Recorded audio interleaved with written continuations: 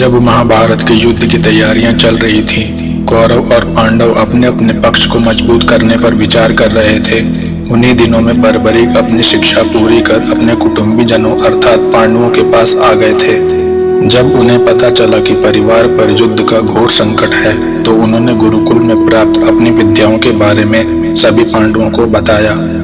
उन्होंने बताया कि उनके पास ऐसे ऐसे अस्त्र शस्त्र हैं जो युद्ध का निर्णय कुछ ही क्षणों में कर देंगे।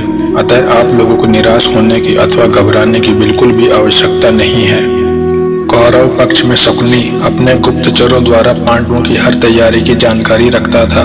जब उसे पता चला कि पांडव पक्ष में पांडवों की तो बात ही क्या, एक अकेला बर्बरीक ही उनकी सेना का काल है, तो वे उसे मारने के लिए दिन रात षड्यंत्र रचने लगा।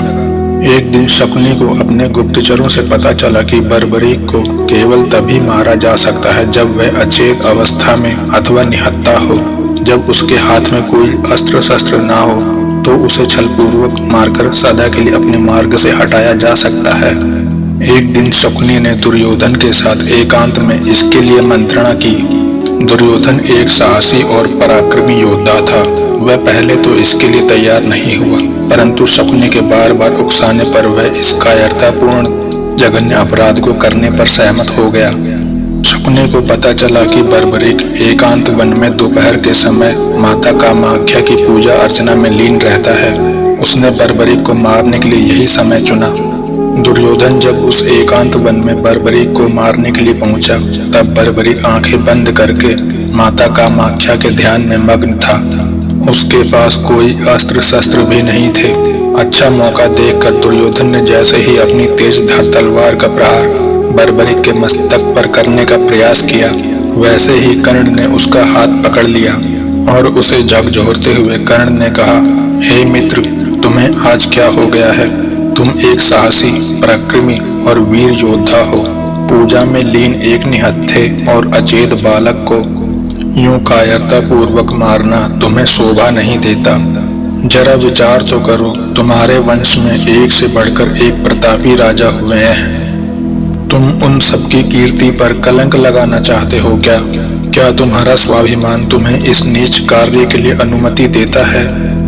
कर्ण के वीरता और सत्य से भरे वचनों को सुनकर दुर्योधन पश्चाताप करता हुआ बोला, अच्छा हुआ तुमने मुझे इस पाप से बचा लिया, मगर मैं क्या करूं?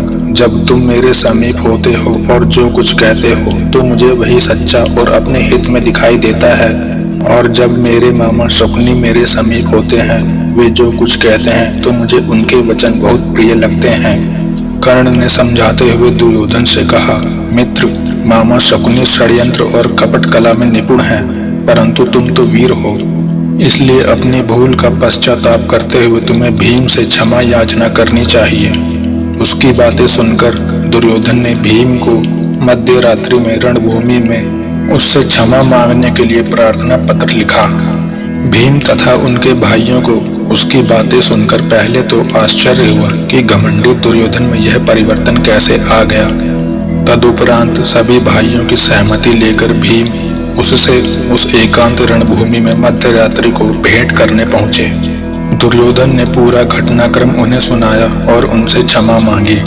उसकी बातें सुनकर भीम ने कहा, तुम निसंदेह वीर और साहसी योद्धा हो, अपने मन में ग्लानि मत करो, इस अपराध के लिए मैं तुम्हें क्षमा करता हूँ। यह कहकर भीम अपने शिविर में लौट आए।